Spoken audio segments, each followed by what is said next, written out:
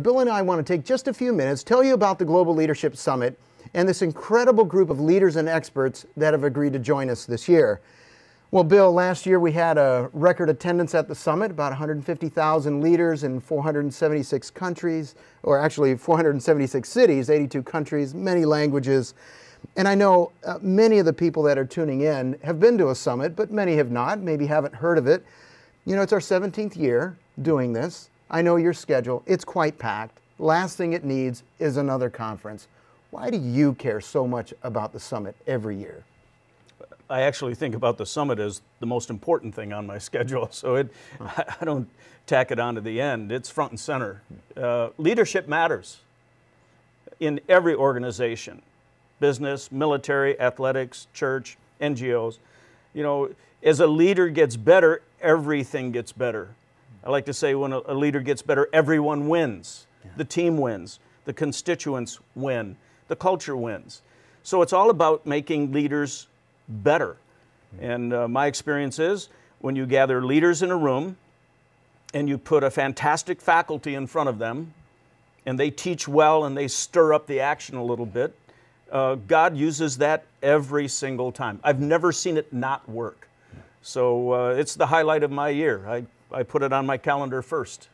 And why should any of the leaders that are tuning in pay attention to the summit? I mean, we're early in the year. The summit's going to be in August. Why should they care about the summit? Well, most leaders are busy, and they get so busy in the day-to-day leadership functions that maybe their calendar gets away from them, and pretty soon it's a month before the summit, they're on vacation, they've got a business trip planned or a ministry retreat or something.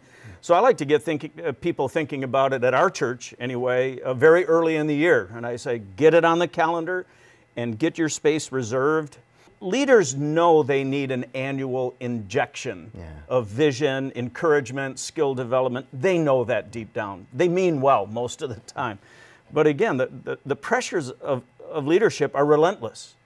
And unless some other leader says, okay, we're going to lift our heads up from what we're all battling every day, and we're going to put a date on a calendar, and then we're all going to come, and we're going to get stirred up, and we're going to have an injection of vision and enthusiasm and skill training so that we get better.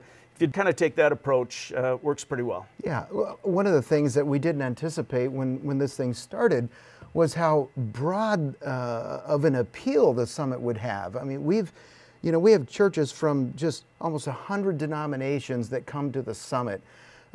We have leaders even beyond just all the different kinds of churches. We have leaders that are from the business sector and the education sector and healthcare and sports and entertainment, the government. Lots of civic leaders come as well. Why do you think the summit is having such a broad spectrum of appeal?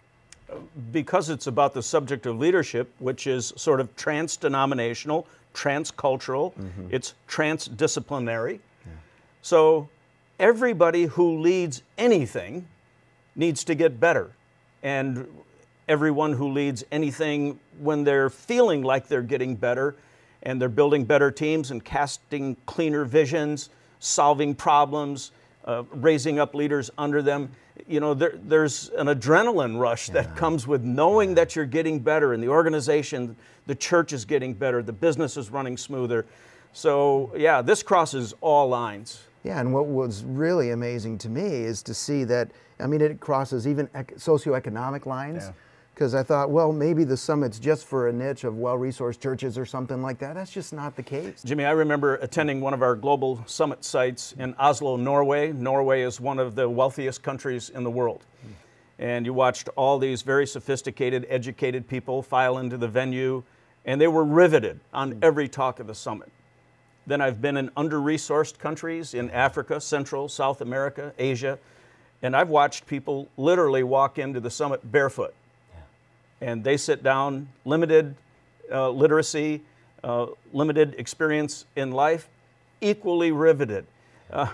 People understand when faculty talk about leadership. It's not that mysterious of a subject matter. There's some skills, there's some functions and some qualities about leaders that can be understood at a lot of levels. And so we keep the challenge level real high, but we've just learned that people in all walks of life can benefit from it. You know, Bill, I hear from a lot of leaders that a little bit of why they're kind of energized to make the summit a part of their annual schedule is that the summit's kind of a collection of these tensions or paradoxes that they walk into, like the paradox of being unapologetically Christian, yet very open-minded to learn from the world's best experts anywhere we can find them. Or it's very leader-focused for sure, but it's very inclusive of everybody because everybody is a person of influence and can get better. Or a tension of it being clearly a world-class global perspective event, but without local ownership, you know, it doesn't work. People that own this cause of raising the bar of leadership in their communities. And then the last one that I hear is that there's this balance and tension that we get good response from between skill development and inspiration. Like last year, Stephen Furtick did a great job on the inspiration side, but Henry Cloud really helped us out, helped us understand how to deal with, you know, the wise, foolish, and evil people in our lives, and gave us some skills that I know for me, changed the way I was dealing with people the very next week. Yeah. So, I mean, how do you respond to some of these tensions or paradoxes? I think it is the tension that makes the summit what it is. You can feel it when you walk into the venues because you know that it emanates from a local church, Willow Creek Community Church in the suburbs of Chicago. But then again, you know, a third of the crowd is business people who might not be people of faith. And so we lay that out right at the beginning. We say, you know what, this is a Christ-centered leadership event, but we're not going to make you do anything that isn't consistent with your own spiritual journey right now.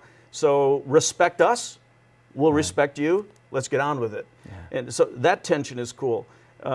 We don't dumb anything down. Yeah. And we're trying to help leaders change our world. So we take the gloves off, we get after it. And I think when you feel the kind of tension in the air and some of these paradoxes that are just, right in the atmosphere, that's a lot of what makes, you know, the whole environment around the summit just crackle with energy. Yeah. I mean, you feel it in every venue, any place I've ever been in the world. Yeah. And Bill, I know you are on an annual constant summit faculty member search. In your mind, what's the grid that you go through to say, now that would be an awesome faculty member for the summit? Yeah. First thing I look for is someone who has actually led something. Yeah. Theorists drive pure leaders crazy. We listen to all their theories and we go, but what have you built? Have you ever had to meet a payroll? Have you ever had to hire and fire somebody?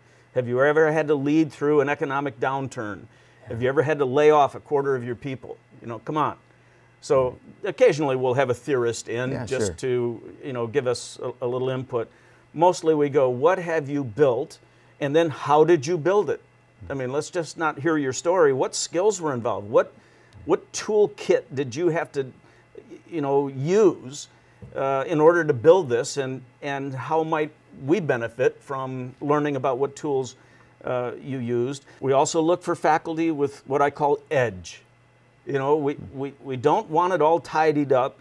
We want people who live in it, who experience the rawness of leadership. I was in a 5.5-hour leadership meeting last night. It went till very late. It was animated. We had some tough issues to resolve. And that's the world I live in. So I don't want someone standing up there and telling me that it's all neat and sanitized. It's not true. Yeah. So I want someone who's living in it, who's got the edge of leadership, who's got new tools, new ideas, and who can talk about it, you know, compellingly. Yeah. And Bill, you don't just, to that point of just real practicality, you're not just encouraging leaders to come to the summit and you prepare talks for the summit. Like, you lead this church. I mean, how are you using the summit in your own challenge of leading this church? Yeah, well, I am doing that, I assure you. And so, you know, I give a couple talks at the summit, but the whole rest of the time, I'm sitting in my seat taking notes, learning from these people. I have my entire staff. It's mandatory.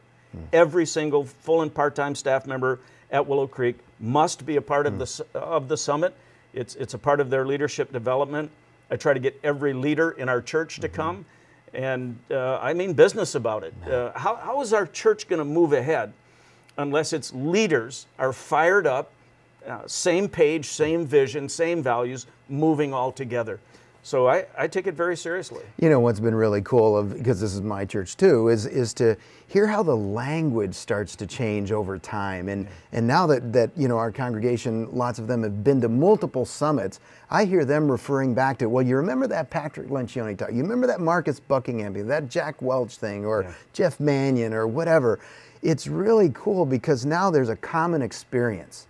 And so a culture starts to get developed. We're having common language, common experience, and we're starting to move together, you know, as leaders. So the very talk you mentioned a little while ago, Henry Cloud's talk, wise people, foolish people, evil people. That comes up once or twice a week in my meetings around the church. Someone will be describing a very difficult person in the church or in the community that they're trying to deal with, and someone else in the room will say, is it a foolish person? Is it an evil person? What's so difficult? We know what those categories are. We know actually what to do if you're dealing with now you have a strategy. Exactly. So sometimes a talk, as you say, can change, you know, a language in an environment, and it really helps everybody to be on that same page together. Now, a month ago, you stood in front of the entire congregation and you challenged them to come to the summit. Who did you say the summit was for to the Willow congregation? Yeah, I said certainly if you have any leadership responsibilities at home, at work, in the community, at the church, certainly this is a no-brainer. You got to come because you got to get better. The scriptures say in Romans 12:8, if you've been given a leadership gift, you got to use it diligently. We're gonna give an account, every single one of us. What did we do with the leadership gift or talent or responsibility that God invested in us? So I go after our people and I say, you want to give a good accounting someday. You want to be the best you can be. But then I also tell the rest of the people in our congregation, you might wind up in a leadership position 2 years from now, 5 years from now. Get ready. There's so much spiritual inspiration and spiritual infusion of energy that anybody would benefit from coming. Any final words of encouragement or challenge that you would give leaders that are tuning in right now as to what it takes to really leverage this experience to the max, not just for themselves, but their church or organization that they're leading?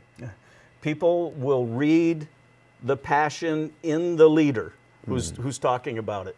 If it's just an announcement, if you stand up and say, you know, we have Mother's Day coming up, and then we have Father's Day, and then we have the 4th of July, and then we have the summit. If you put it on an even par with everything else your church does, that's how people will think about it. I stood up the third week in January and said the most important thing happening between June and September in this church is the Leadership Summit. Yeah, and here at Willow, we're like about 80% full right now. So it's incredible to see what's going to happen when people are intentional about carving out that time.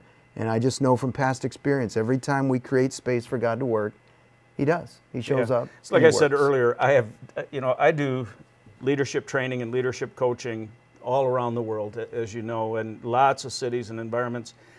I have never seen God not work when we gather some leaders together and we talk about the subject matter.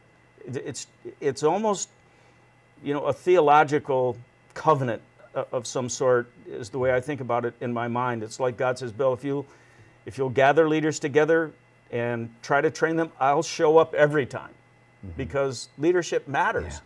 You know, the local church is the hope of the world, but the future of it rests primarily in the hands of its leaders. And so if we want to see churches reach their full potential, leaders have to get better. Well, thank you so much, Bill, for your comments and for joining us here. I know that I don't think either of us realized some 18 years ago when we had that very simple conversation in your office about starting the Leadership Summit that it would have this kind of a broad reach and appeal all around the world. But I think I can speak for the both of us that as long as we sense that God is using it, we're going to commit to making it better every year. Absolutely.